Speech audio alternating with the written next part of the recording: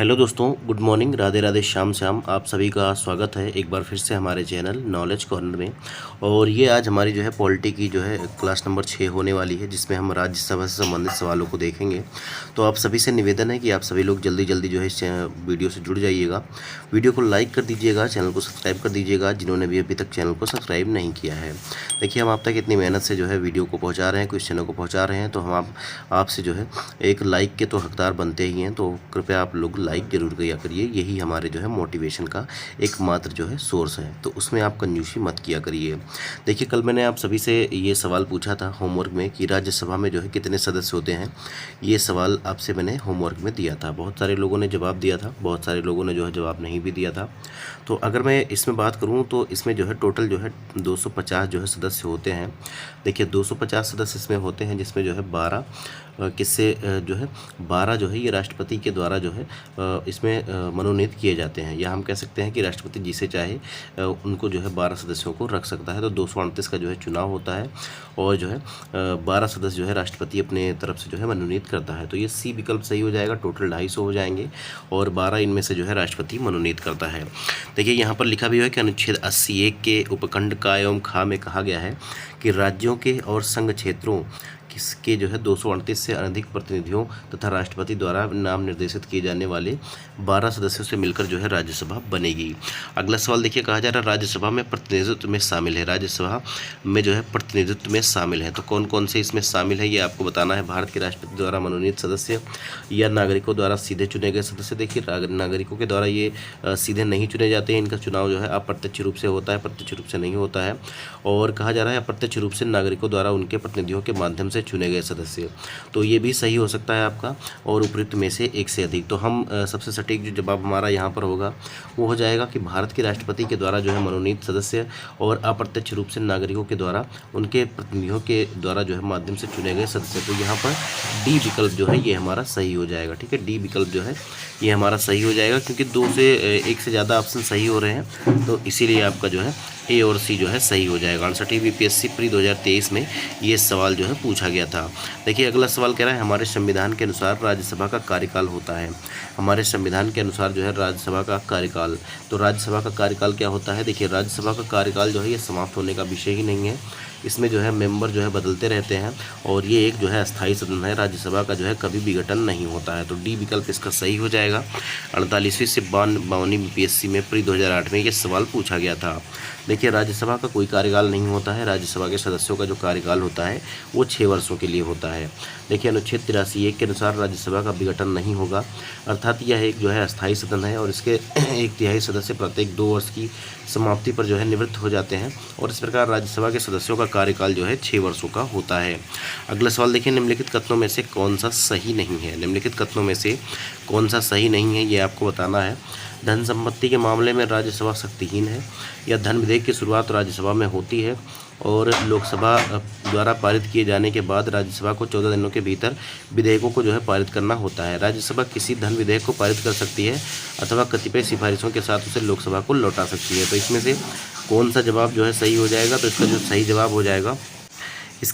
जवाब हो जाएगा, देखिए यहाँ पर पूछा गया है सही नहीं है। तो देखिए, धन विधेयक की शुरुआत जो है ये राज्यसभा में नहीं होती है, ये लोकसभा में होती है, इतना तो आपको पता होगा, मैंने पिछली वीडियोज़ में बताया था। तो यही आपका गलत हो जाएगा, बी विकल्प जो है ये हमारा गलत हो जाएगा। 53वीं से 55वीं बीपीएससी प्री 2011 में ये सवाल पूछा गया था।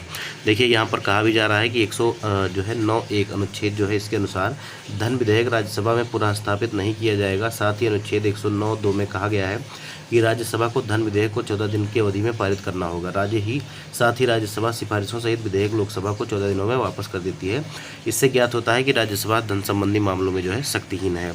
अगला सवाल देखिए, कह रहा है संविधान में मंत्रिमंडल शब्द एक ही बार प्रयोग हुआ है, और वह है संविधान में जो है मंत्रिमंडल शब्द जो है ये एक ही बार जो है प्रयुक्त हुआ है, ऐसा कहा जा रहा है। तो ये आपका जो है कौन से अनुच्छेद में प्रयुक्त हुआ है ये आपसे पूछ रहा है। तो इसका जो सही जवाब हो जाएगा ये आपका हो जाएगा अनुच्छेद 352 में। अनुच्छेद 352 में ए विकल्प जो है ये हमारा सही हो जाएगा। 41वीं बीपीएससी का ये सवाल है। अनुच्छेद 352 जो है ये आपातकाल से संबंधित है, और इसी में कहा गया है कि संविधान में मंत्रिमंडल शब्द का प्रयोग जो है केवल एक बार अनुच्छेद 352 के खंड 3 में किया गया है। इसके अनुसार राष्ट्रपति आपातकाल की घोषणा तभी कर सकेगा जब मंत्रिमंडल उसे लिखित रूप में संसूचित करे। अगला सवाल देखिए, राज्यसभा में राज्यों को प्रतिनिधित्व निम्नलिखित में से किस आधार पर दिया जाता है। राज्यसभा में राज्यों को प्रतिनिधित्व निम्नलिखित में से किस आधार पर दिया जाता है। तो कौन से आधार पर दिया जाता है ये आपको बताना है। तो इसका जो सही जवाब हो जाएगा, उनकी जनसंख्या के अनुपात में जो है स्थान, उनकी जनसंख्या के अनुपात में जो है ये स्थान दिया जाता है। बी विकल्प जो है ये हमारा सही हो जाएगा। 38वीं बीपीएससी प्री 1993 में ये सवाल पूछा गया था। देखिए अगला सवाल देखिए, और इससे पहले थोड़ा सा हम एक्सप्लेनेशन देखेंगे कि राज्यसभा में राज्यों को प्रतिनिधित्व जो मिलता है उनकी जनसंख्या के अनुपात में दिया गया है। इस प्रकार जिस राज्य से राज्यसभा की कितनी सीटें होंगी इसका निर्धारण जो है संविधान की चौथी अनुसूची में दिया गया है। अगला सवाल देखिए, 7वें नंबर का सवाल है कि राज्यसभा के सदस्य चुने जाते हैं। राज्यसभा के जो सदस्य हैं वो चुने जाते हैं, तो ये 6 वर्षों के लिए चुने जाते हैं। कितने वर्षों के लिए? 6 वर्षों के लिए चुने जाते हैं। और प्रत्येक 2 वर्ष में जो है कुछ सदस्य जो है 1/3 सदस्य जो है इसके सेवानिवृत्त हो जाते हैं। और इस प्रकार जो है ये सदन परमानेंट सदन है और इसी प्रकार ये सदन चलता रहता है, क्योंकि पुराने सदस्य चले जाते हैं, नए आ जाते हैं, तो ये इसी प्रकार से सदन चलता रहता है। 42वीं बीपीएससी प्री 1997-98 में ये सवाल पूछा गया था। देखिए राज्यसभा का विघटन नहीं होता, अर्थात यह एक अस्थायी सदन है और इसके 1/3 सदस्य प्रत्येक 2 वर्ष की समाप्ति पर सेवानिवृत्त हो जाते हैं। राज्यसभा के सदस्यों का कार्यकाल 6 वर्ष का होता है। अनुच्छेद 83(1) में ये कहा गया है। देखिए राज्यसभा को अस्थायी सदन कहते हैं क्योंकि, अब देखिए ये 47वीं बीपीएससी में पूछा गया, 41वीं बीपीएससी में पूछा गया। आप क्यों कहते हैं? क्योंकि इसके सभी सदस्य जो है ये एक साथ जो है निवृत्त नहीं होते। इसके जो है राज्यसभा को स्थायी सदन क्यों कहते हैं? क्योंकि इसके जो कुछ सदस्य होते हैं मतलब 1/3 सदस्य जो होते हैं ये 2 वर्ष में जो है अवकाश ग्रहण करते हैं, 2 वर्ष में जो है अवकाश ग्रहण कर लेते हैं और इनकी जगह पर जो है नए सदस्य आ जाते हैं। तो इसीलिए जो है ये सदन जो है कभी विघटित नहीं होता और इसीलिए इसको जो है अस्थायी सदन कहते हैं। तो इसका सही जवाब कौन सा हो जाएगा? सी विकल्प जो है ये हमारा सही हो जाएगा।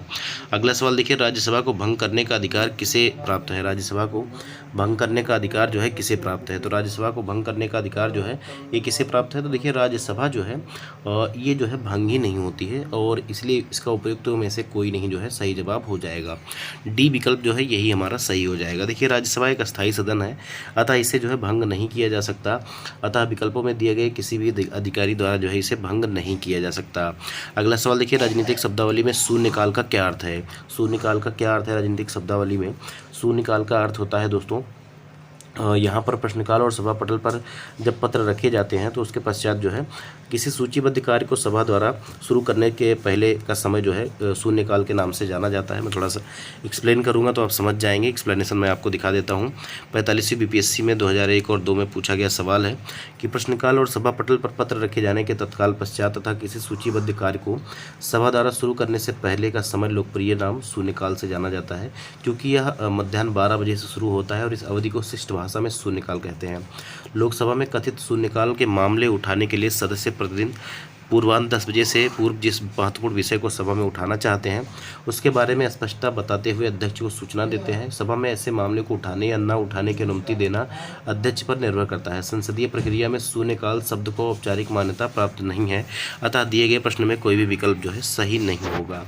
अगला सवाल देखिए, 11वें नंबर का सवाल है कि संसद के दोनों सदनों का संयुक्त अधिवेशन आयोजित होता है तो भारत के राष्ट्रपति के निर्वाचन के लिए या भारत के उपराष्ट्रपति के निर्वाचन के लिए या संविधान में संशोधन से संबंधित विधेयक को पारित करने के लिए या एक ऐसे विधेयक पर विचार करने के लिए कि उसे पारित करने के लिए जिस पर दोनों सदनों में जो है मतभेद हो। तो इसका जो सही जवाब हो जाएगा ये कौन सा हो जाएगा? तो इसका सही जवाब जो है आपका हो जाएगा, अगर दोनों सदनों में किसी विधेयक को लेकर मतभेद है तो वहाँ पर जो है संयुक्त अधिवेशन बुलाया जाता है दोनों सदनों का। तो चौथा विकल्प जो है सही हो जाएगा। केवल और केवल 4 ही यहाँ पर सही हो जाएगा। देखिए केवल 4 जो है डी विकल्प में दिया गया है, तो यही आपका जो है डी विकल्प सही हो जाएगा। आप देखिए संसद के दोनों सदनों का जो संयुक्त अधिवेशन है ये बुलाता राष्ट्रपति है, लेकिन इसकी अध्यक्षता जो है ये लोकसभा अध्यक्ष करता है, तो ये चीज़ भी आप लोग याद रखिएगा। देखिए संविधान के अनुच्छेद 108 के अनुसार संसद के दोनों सदनों का संयुक्त अधिवेशन तब आयोजित होगा जब किसी विधेयक पर विचार करने और उसे पारित करने में दोनों सदनों में मतभेद हो। अगला सवाल देखिए, राष्ट्रपति क्रमशः कितने सदस्य लोकसभा व राज्यसभा के लिए नामांकित कर सकते हैं? लोकसभा में कितने सदस्य जो है ये नामांकित कर सकते हैं और राज्यसभा में कितने सदस्य नामांकित कर सकते हैं ये आपको बताना है। तो वैसे अगर बात की जाए तो यहाँ पर 2 और 12 हो जाएगा, लेकिन अब जो है एंग्लो इंडियन वाला समाप्त कर दिया गया है तो ये आपका 0 हो गया है। तो बी विकल्प इसका सही हो जाएगा। उस समय के परिप्रेक्ष्य में में ये सवाल ऐसे ही पूछा गया था और उसका जवाब जो है बी विकल्प था। देखिए, संविधान के अनुच्छेद 80 के तहत राष्ट्रपति साहित्य, विज्ञान, कला और समाज सेवा के संबंध में विशेष ज्ञान या व्यवहारिक अनुभव रखने वाले 12 व्यक्तियों को राज्यसभा की सदस्यता के लिए नामांकित कर सकता है। और संविधान के मूल अनुच्छेद 331 में प्रावधानित है कि यदि राष्ट्रपति की यह राय है कि लोकसभा में आंग्ल भारतीय समुदाय का प्रतिनिधित्व नहीं है तो वह लोकसभा में उस समुदाय के 2 से अधिक जो है सदस्य नामांकित कर सकेगा। लेकिन अभी जो है इसको हटा दिया गया है। 2 सदस्य जो है ये 104वां संविधान संशोधन जो था 2019 में, इसके माध्यम से एंग्लो इंडियन वाला सिस्टम जो है बंद कर दिया गया है। तो अब एंग्लो इंडियन के कोई भी जो है सदस्य नामित नहीं होंगे। अगला सवाल देखिए, 13वें नंबर का सवाल है। कहा जा रहा है राष्ट्रपति द्वारा राज्यसभा में कितने व्यक्ति जो है मनोनीत किए जाते हैं। तो राष्ट्रपति के द्वारा राज्यसभा में टोटल जो है 12 व्यक्ति जो है मनोनीत किए जाते हैं। तो सी विकल्प जो है यहाँ पर सही हो जाएगा। अगला सवाल देखिए, यहाँ पर एक्सप्लेनेशन भी देख लीजिए। कहा जा रहा है अनुच्छेद 80 के अनुसार राष्ट्रपति द्वारा राज्यसभा में 12 व्यक्ति मनोनीत किए जाते हैं जो कौन से क्षेत्र से होते हैं। कोई साहित्य, विज्ञान, कला और समाज सेवा में विशेष ज्ञान या व्यवहारिक ज्ञान जिनको अनुभव प्राप्त होता है उनको जो है राष्ट्रपति नामित कर सकता है। अगला सवाल देखिए, संसद के सत्तावसान के समय अध्यादेश जारी करने की शक्ति जो है किसमें निहित होती है। संसद के सत्तावसान के समय अध्यादेश जारी करने की शक्ति जो है किसमें निहित होती है, तो ये आपको बताना है। तो इसका सही जवाब जो हो जाएगा ये आपका राष्ट्रपति हो जाएगा। सी विकल्प जो है ये हमारा सही हो जाएगा। बीपीएससी सीडीपीओ में ये सवाल पूछा गया था। देखिए, संविधान के अनुच्छेद 123 के तहत संसद के सत्रावसान के समय अध्यादेश जारी करने की शक्ति जो है राष्ट्रपति में निहित होती है। अगला सवाल देखिए, 15वें नंबर का सवाल है। कहा जा रहा है कि भारतीय संविधान के अनुच्छेद 110 के अनुसार धन विधेयक की परिभाषा में क्या सम्मिलित है। भारतीय संविधान के अनुच्छेद 110 के अनुसार धन विधेयक की परिभाषा में क्या सम्मिलित है, ये आपको बताना है। तो इसका जो सही जवाब हो जाएगा वो आपका कौन सा हो जाएगा। अब देखिए, अनुच्छेद 110 जो है ये धन विधेयक से संबंधित है और इसमें कई सारे प्रावधान हैं, जिसे मैं आपको एक्सप्लेनेशन के माध्यम से बताता हूँ। देखिए, संविधान के अनुच्छेद 110 के उपबंधों के तहत टैक्स लगाना समाप्त करना, उसके विनियमन से प्रत्यावर्तन, धन की उधारी का विनियमन करना और जो है भारत की संचित निधि के धन का विनियोग करना और किसी व्यय को भारत की संचित निधि पर भारित व्यय घोषित करना, इन सभी को धन विधेयक की परिभाषा में शामिल किया गया है। अतः इस प्रश्न का जो विकल्प होगा वो जो है ई विकल्प हो जाएगा। ई क्यों हो जाएगा? क्योंकि यहाँ से कई सारे ऑप्शन जो है सही हो रहे हैं, जैसे टैक्स लगाना समाप्त करना, विनियमन के प्रत्यावर्तन, धन की उधारी का विनियमन करना, भारत की संचित निधि से धन को निकालना और उसका विनियोग करना, तो ये सारा जो है इसी में शामिल हो जाएगा। तो यहाँ पर जो है उपयुक्त में से एक से अधिक जो है ये जवाब सही हो जाएगा। अगला सवाल देखिए, संसदीय समितियों से है। देखिए, लेखानुदान बना है। लेखानुदान जो बना है या लेखानुदान समिति जो बनी है ये किसके लिए बनी है? तो ये बजट पारित लंबित होने के कारण जो है निधि आवंटन हेतु जो है ये बनाई गई है। तो ये आपका सी विकल्प जो है यहाँ पर सही हो जाएगा। 60 से 62 बीपीएससी प्री 2016 में ये सवाल पूछा गया है। देखिए, विनियोग विधेयक के पारित होने के बाद ही संचित निधि से कोई रकम निकाली जा सकती है, किंतु यदि सरकार के वित्तीय वर्ष के अंत में बदलाव आए और नई सरकार विनियोग विधेयक तुरंत नहीं लाए या किसी अन्य कारण से विनियोग विधेयक के पारित होने के पहले ही रुपए की आवश्यकता हो तो अनुच्छेद 116 का के तहत लोकसभा लेखानुदान पारित कर सरकार के लिए एक अग्रिम राशि मंजूर कर सकती है। अनुच्छेद 116 में यह व्यवस्था है कि यदि आकस्मिक परिस्थितियों में सरकार को बहुत अधिक धन की आवश्यकता हो, जैसे युद्ध के समय, संसद सकल राशि की स्वीकृति दे सकती है। इसे अनुदान कहते हैं, वोट ऑफ क्रेडिट कहते हैं इसको। देखिए, लोक लेखा समिति अपनी रिपोर्ट प्रस्तुत करती है। लोक लेखा समिति जो है अपनी रिपोर्ट जो है प्रस्तुत करती है। तो इसका सही जवाब कौन सा हो जाएगा? तो ये आपका हो जाएगा लोकसभा के स्पीकर को। लोकसभा के स्पीकर को बी विकल्प जो है ये हमारा सही हो जाएगा। देखिए, 53 से 55 बीपीएससी में ये सवाल पूछा गया था और लोक लेखा समिति द्वारा अपनी रिपोर्ट लोकसभा के स्पीकर को जो है सौंपी जाती है। और लोक लेखा समिति लोक व्ययों पर नियंत्रण रखने वाली एक संसदीय समिति है। इसमें लोकसभा के 15 और राज्यसभा के जो है 7 सदस्य जो है शामिल होते हैं और कुल मिलाकर जो है 22 सदस्य होते हैं। इसका उद्देश्य लोक व्यय के दुरुपयोग और अनियमितताओं को सदन के समक्ष उजागर करना होता है। यह उन लोक प्राधिकारियों के विरुद्ध कार्यवाही की सिफारिश भी करती है जो व्यय के दुरुपयोग हेतु उत्तरदायी पाए जाते हैं। समिति नियंत्रक और महालेखा परीक्षक की रिपोर्ट के आधार को मानकर लोक व्ययों का जो है प्रतिपरीक्षण करती है। सामान्यतः विपक्ष के लोकसभा सदस्य को इसका अध्यक्ष जो है नियुक्त किए जाने की प्रथा है और लोक लेखा समिति के अध्यक्ष की नियुक्ति लोकसभा के अध्यक्ष के द्वारा की जाती है। अगला सवाल देखिए, निम्नलिखित में से कौन सी संसदीय समिति कार्यपालिका को नियम विनियमन बनाने के लिए प्रत्यायोजित शक्ति से संबंधित है। निम्नलिखित में से कौन सी संसदीय समिति कार्यपालिका को नियम विनियम बनाने के लिए प्रत्यायोजित शक्ति से संबंधित है? तो इसका जो सही जवाब हो जाएगा वो कौन सा हो जाएगा? तो इसका सही जवाब हो जाएगा आपका अधीनस्थ विधान पर समिति। अधीनस्थ विधान पर समिति इसका सही जवाब हो जाएगा। बी विकल्प जो है इसका सही हो जाएगा। 67 बीपीएससी प्री 2022 में ये सवाल पूछा गया है।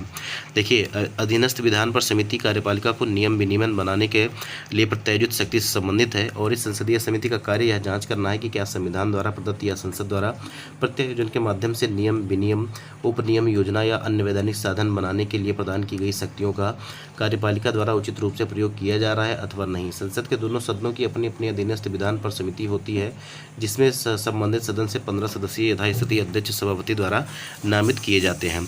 अगला सवाल देखिए, कटौती प्रस्ताव का उद्देश्य क्या होता है? तो कटौती प्रस्ताव मैंने पहले ही कल भी आपको बताया था कि ये जो होता है बजट के प्रस्तावों के खर्च की कमी का प्रस्ताव जो है प्रस्तुत करना, यही आपका जो है कटौती प्रस्ताव होता है। तो इसका कौन सा जवाब सही हो जाएगा? तो इसका जो है सी विकल्प सही हो जाएगा। बजट के प्रस्तावों के खर्च में कमी का प्रस्ताव प्रस्तुत करना, यह आपका कटौती प्रस्ताव होता है। याद रखिएगा, सी विकल्प जो है सही हो जाएगा। छाछठी बीपीएससी री एग्जाम 2020 में यह सवाल पूछा गया था। देखिए, बजट के अनुदान मांगों में संशोधन हेतु लोकसभा या राज्य विधानसभा में प्रस्तुत किया जाने वाला प्रस्ताव कटौती प्रस्ताव कहलाता है। इसके तहत सरकार द्वारा प्रस्तुत अनुदान मांगों को अनुचित बताते हुए उसमें कमी का प्रस्ताव लाया जाता है। अगला सवाल देखिए, भारतीय संविधान के किस अनुच्छेद के तहत वार्षिक वित्तीय विवरण जो है बजट के जो है संसद के समक्ष जो है प्रस्तुत किया जाना आवश्यक है? तो ये कौन से अनुच्छेद के तहत होता है दोस्तों, ये आपको बताना है। तो इसका जो सही जवाब हो जाएगा ये आपका हो जाएगा जो वार्षिक वित्तीय विवरण है ये जो है अनुच्छेद 112 के तहत जो है पेश किया जाता है। सी विकल्प जो है ये हमारा सही हो जाएगा। 17वीं बीपीएससी री एग्जाम 2024 में ये सवाल जो है पूछा गया था। देखिए, भारतीय संविधान के अनुच्छेद 112 के तहत राष्ट्रपति को वार्षिक वित्तीय विवरण संसद के दोनों सदनों के सामने रखना होता है और यह विवरण भारत सरकार के अगले वित्तीय वर्ष के लिए अनुमानित प्राप्तियों और व्यय को दर्शाता है। इसे बजट विवरण के नाम से भी जाना जाता है। अगला सवाल देखिए, संसदीय नियम से संबंधित सवाल है कि अब आज़ादी के बाद जो है भाषा के आधार पर भारत के राज्यों का पुनर्गठन किस वर्ष हुआ था? आज़ादी के बाद भाषा के आधार पर भारत के राज्यों का पुनर्गठन किस वर्ष हुआ था, ये आपको बताना है। तो इसका जो सही जवाब हो जाएगा ये 1956 हो जाएगा। 1956 में ये ऐसा हुआ था। सी विकल्प जो है सही हो जाएगा। 64वीं बीपीएससी प्री 2018 में ये सवाल पूछा गया था। देखिए, आज़ादी के बाद भारत में राज्य पुनर्गठन अधिनियम जो है ये 1956 में पारित किया गया, जिसमें भाषा के आधार पर राज्यों के पुनर्गठन का प्रावधान किया गया। अगला सवाल देखिए, मणिपुर राज्य का गठन कब हुआ? मणिपुर राज्य का गठन कब हुआ? 65वीं बीपीएससी री एग्जाम प्री 2020 में ये सवाल पूछा गया था। मणिपुर राज्य का गठन कब हुआ था ये आपको बताना है। तो इसका सही जवाब हो जाएगा 1972 में। 1972 में जो है मणिपुर राज्य का गठन हुआ था। देखिए, उत्तर पूर्वी क्षेत्र पुनर्गठन अधिनियम 1971 के तहत मणिपुर राज्य का गठन मेघालय और त्रिपुरा राज्यों के साथ 21 जनवरी 1972 को हुआ था। तो ये भी चीज़ें इंपॉर्टेंट है, आप इसको याद रखिएगा, 21 जनवरी 1972 को। अगला सवाल देखिए, भारत में जिला स्तर पर उपभोक्ता विवाद निवारण के संदर्भ में निम्नलिखित में से कौन सा कथन सही नहीं है, ये आपको बताना है। भारत में जिला स्तर पर उपभोक्ता विवाद निवारण के संदर्भ में निम्नलिखित में से कौन सा कथन सही नहीं है, ये आपको बताना है। देखिए, जिला फोरम उन शिकायतों पर विचार करता है जहां वस्तुओं या सेवाओं का मूल्य 50 लाख रुपए से अधिक नहीं होता है। यह जो है राज्य सरकार यदि उचित समझे तो एक जिले में एक से अधिक जिला फोरम की स्थापना कर सकती है और जिला फोरम के सदस्यों में से एक महिला होगी। उपयुक्त में से एक से अधिक या उपयुक्त में से कोई नहीं। तो इसका सही जवाब कौन सा हो जाएगा? तो इसमें से कई सारे जवाब सही हो रहे हैं, इसीलिए आपका डी विकल्प सही हो जाएगा। उपयुक्त में से एक से अधिक। देखिए, कैसे कैसे बहुत सारे जवाब सही हो रहे हैं। 68वीं बीपीएससी प्री 2023 में ये सवाल पूछा गया था। देखिए, उपभोक्ता संरक्षण नियम 2019 उपभोक्ता विवादों के समाधान के लिए त्रिस्तरीय अर्धन्यायिक तंत्र को प्रख्यापित करता है, जिसमें जिला आयोग, राज्य आयोग और राष्ट्रीय आयोग शामिल है। इस अधिनियम के अनुसार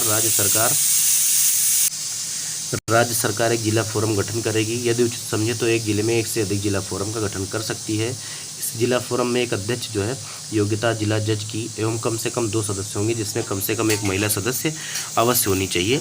तो जिला आयोगों के क्षेत्राधिकार में शिकायतें आएंगी जहां वस्तुओं या सेवाओं के लिए भुगतान का मूल्य जो है 50 लाख रुपए से अधिक है। तो यहाँ पर तीनों ऑप्शन जो है सही हो रहे थे, इसलिए जो है विकल्प डी आपका सही हो गया। निम्नलिखित में से कौन सा भारतीय संघ का 28वां राज्य है? निम्नलिखित में से कौन सा जो है भारतीय संघ का 28वां राज्य है, ये आपको बताना है। तो इसका सही जवाब कौन सा हो जाएगा? तो इसका सही जवाब हो जाएगा आपका जो है झारखंड। ठीक है, झारखंड 15 नवंबर 2000 को जो है बिहार से अलग करके इनको झारखंड बनाया गया था। बी विकल्प जो है सही हो जाएगा। बीपीएससी सीडीपीओ प्री 2005 में ये सवाल जो है पूछा गया था। देखिए, झारखंड की स्थापना बिहार के पुनर्गठन अधिनियम द्वारा 15 नवंबर 2000 को भारत के 28वें राज्य के रूप में की गई थी। तो इसीलिए जो है बी विकल्प जो है हमारा सही हो जाएगा। अगला सवाल आप सभी के लिए होमवर्क के रूप में मैं आपको दे रहा हूँ। सर्वोच्च न्यायालय का अगला हमारा टॉपिक होने वाला है, इससे संबंधित सवालों को हम देखेंगे। और इसमें कहा जा रहा है कि सर्वोच्च न्यायालय है क्या है? एक संघीय न्यायालय है या मानव अधिकारों का संरक्षक है या संविधान का अंतिम विवेचक है या सिविल न्यायालय है या उपयुक्त में से एक से अधिक या इनमें से कोई नहीं। तो इसका जो सही जवाब हो जाएगा वो आप कमेंट बॉक्स में कमेंट करके बताना है। आप लोग कमेंट जरूर कीजिएगा दोस्तों। और आज के सेशन में इतने ही सवाल थे। अगले सेशन में हम फिर मिलेंगे नए सवालों के साथ। और तब तक के लिए आप सभी लोग जो है अपनी पढ़ाई को जारी रखिए। जल्दी जो है नोटिफिकेशन आने की उम्मीद है। कुछ ऐसी खबरें हमें प्राप्त हुई हैं कि जो है बहुत जल्दी ही नोटिफिकेशन आपका आ जाएगा। तो ऐसे में आपको पढ़ाई बंद नहीं करनी है और पढ़ाई करते जाना है। मिलते हैं अगले वीडियो में। तब तक के लिए वीडियो को लाइक करिएगा, चैनल को सब्सक्राइब करिएगा, अपने दोस्तों में शेयर भी करिएगा। जय हिंद, जय भारत।